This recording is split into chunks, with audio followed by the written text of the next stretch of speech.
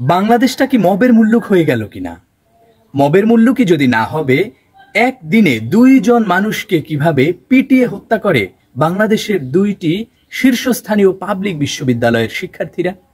এরই মধ্যে আপনারা সবাই জানেন, গতকাল জাহাঙ্গীরনগর বিশ্ববিদ্যালয়ে শামীম মোল্লা নামে এক ছাত্রলীগ নেতাকে পিটিয়ে হত্যা করেছে শিক্ষার্থীরা।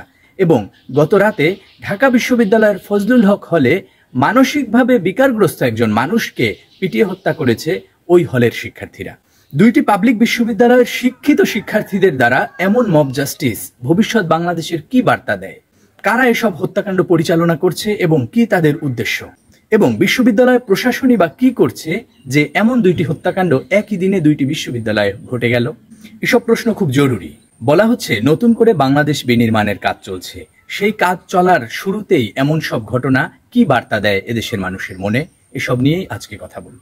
গতকাল জাহাঙ্গীরনগর বিশ্ববিদ্যালয়ের 39তম ব্যাচের শিক্ষার্থী শামীম মোল্লা বিশ্ববিদ্যালয়ের জয় বাংলা যে তোরণ রয়েছে সেখানে এসেছিল তার ব্যক্তিগত কাজ করার জন্য।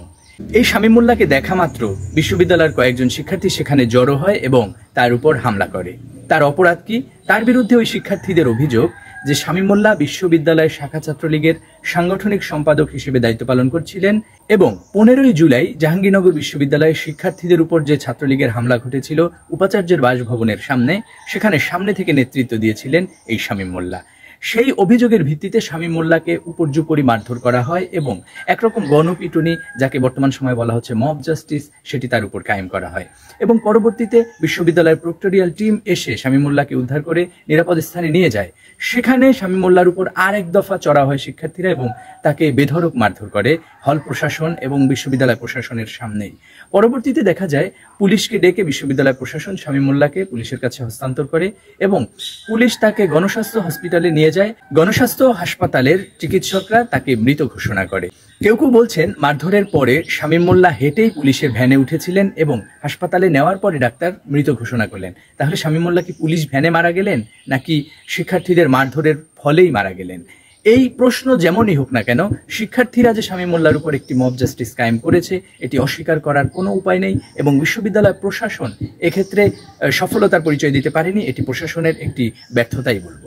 জাহাঙ্গীরনগর বিশ্ববিদ্যালয়ের হত্যাকাণ্ডের রেশ কাটতে না কাটতেই ঢাকা বিশ্ববিদ্যালয়ের ফজলুল হক হলে ঘটে গেল আর এক হত্যাকাণ্ড। এই হত্যাকাণ্ডের শিকার তোফাজ্জল নামে এক মানসিক বিকারগ্রস্ত একজন মানুষ। গণমাধ্যমে তথ্য এসেছে তোফাজ্জলকে হল গেট থেকে চোর সন্দেহে ধরে নিয়ে আসে সুলতান নামে একজন শিক্ষার্থী। সুলতান হলগেট থেকে তাকে ভেতরে ধরে নিয়ে আসার পর হলের শিক্ষার্থীরা মিলে তাকে এক দফা মারধর করে, চড়থাপ্পড় দেয় এবং পরবর্তীতে তাকে ক্যান্টিনে নিয়ে পেট ভরে ভাত খাওয়ায় মুরগি এবং ডাল দিয়ে। ভাত খাওয়ানোর পরবর্তীতে তাকে আবার গেস্ট রুমে এসে হলের শিক্ষার্থীরা বেধড়ক মারধর করে। এক্ষেত্রে প্রায় 15-16 জনের নাম গণমাধ্যমে এসেছে এবং এদের মধ্যে নেতৃত্ব দিয়েছিলেন জালাল নামে একজন শিক্ষার্থী। এছাড়া সুমন, ফিরোজ, সামাদ, জামান, সাকিন, অনিক, তানজিন, রাব্বি এবং ওয়াজিবুল নামে বেশ কয়েকজনের নাম গণমাধ্যমে উঠে এসেছে যারা এই হত্যাকাণ্ডে নেতৃত্ব দিয়েছে। তোফাজ্জলকে যে এভাবে চোর সাব্যস্ত করে হত্যা করা হলো, পরবর্তীতে জানা গেল এই তোফাজ্জলের বাড়ি বরগুনার পাথরঘাটায় এবং তিনি একজন মানসিক বিকারগ্রস্ত মানুষ। কয়েক বছর ধরেই ঢাকা বিশ্ববিদ্যালয় ক্যাম্পাসে তার আনাগোনা আছে এবং শিক্ষার্থীদের কাছ থেকে চেয়ে চিনতে সে দিনাতিপাত করে এবং তার পেট চালায়। কিন্তু তার পরিবারে আসলে কেউ নেই, বাবা মা বলতে কেউ নেই। তিনি একরকম একা মানুষ এবং বিশ্ববিদ্যালয় কেন্দ্রিকই তার জীবন ছিল। এই যে তোফাজ্জলকে হত্যা করা হলো, তোফাজ্জলের হত্যার রক্ত যে ঢাকা বিশ্ববিদ্যালয়ের শিক্ষার্থীদের হাতে লেগে গেল, এই দায় শিক্ষার্থীরা কিভাবে মোছাবে? এবং এই যে কয়েকজন শিক্ষার্থী যে হত্যাকাণ্ড পরিচালনা করলো, এই হত্যাকাণ্ডের দায় আসলে পুরো বিশ্ববিদ্যালয়ের শিক্ষক শিক্ষার্থীদের কাঁধেই যে বর্তাবে তা বলার অপেক্ষা রাখে না। এই যে ঢাকা বিশ্ববিদ্যালয় এবং জাহাঙ্গীরনগর বিশ্ববিদ্যালয় একই দিনে 2টি হত্যাকাণ্ড ঘটলো, এই দায় কিন্তু প্রশাসনকেও নিতে হবে। বিশ্ববিদ্যালয় প্রক্টোরিয়াল টিম এই সময়ে একটি সোচ্চার অবস্থানে থাকার অবশ্যই উচিত ছিল এবং হলের যে প্রভোস্ট এবং হাউস টিউটাররা রয়েছে তাদেরও দায়িত্বশীল ভূমিকা পালন করার কথা ছিল, কিন্তু তারা এই ভূমিকা পালনে ব্যর্থ হয়েছে। এবং এই যে নতুন পরিস্থিতি তৈরি হয়েছে, এই নতুন পরিস্থিতিতে বিশ্ববিদ্যালয় প্রশাসনের উচিত যে প্রক্টর সহ যারা আছে তাদের সকলের পদত্যাগ করা উচিত এবং তারা যে আইন শৃঙ্খলা রক্ষার দায়িত্ব পালনে ব্যর্থ হয়েছে, এই ব্যর্থতার দায় কাঁধে নিয়ে তাদের আসলে এই পদে থাকার আর কোনো যোগ্যতা থাকে না বলে আমার মনে হয়। এই মব জাস্টিস এর আগেও হয়েছে। আমরা দেখেছি রাজশাহী বিশ্ববিদ্যালয় ছাত্রলীগের এক সাবেক নেতাকে পিটিয়ে হত্যা করেছে জনতা। এছাড়া যুবদল এবং ছাত্র দলেরও বেশ কয়েকজন নেতাকর্মী এরই মধ্যে এই মব জাস্টিসের মধ্য দিয়ে প্রাণ হারিয়েছে, এবং এই প্রাণহানির আসলে এমন অবস্থা হয় যে জনতা মেরেছে, এর কোনো বিচার হয় না। কিন্তু ঢাকা বিশ্ববিদ্যালয়, জাহাঙ্গীরনগর বিশ্ববিদ্যালয় যারা এই হত্যাকাণ্ড ঘটিয়েছে তাদের ফুটেজ রয়েছে, ছবি রয়েছে। আমি দাবি তুলব যে হত্যাকারী যারাই হোক, এদের রাজনৈতিক পরিচয় যাই হোক, সাধারণ শিক্ষার্থী হোক কিংবা কোনো রাজনৈতিক দলের ছত্রছায়া কিংবা পদধারী হোক, তাদের অবশ্যই বিচারের আওতায় আনতে হবে, এবং ফুটেজ ধরে ধরে যে অপরাধীরা রয়েছে তাদের অতি দ্রুত গ্রেপ্তার করে এই বিচারের মুখোমুখি করতে হবে।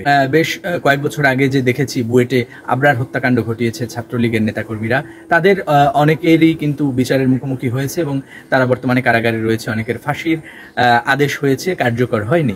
এভাবে যেই আওয়ামী লীগ সরকার অন্তত আবরার হত্যাকাণ্ডের যেই বিচারের যে কার্যক্রম শুরু করেছে, এই দুইটি বিশ্ববিদ্যালয়ে যে দুইটি হত্যাকাণ্ড হয়ে গেল, এর এমন বিচারের নমুনা স্থাপন করতে হবে সরকারকে।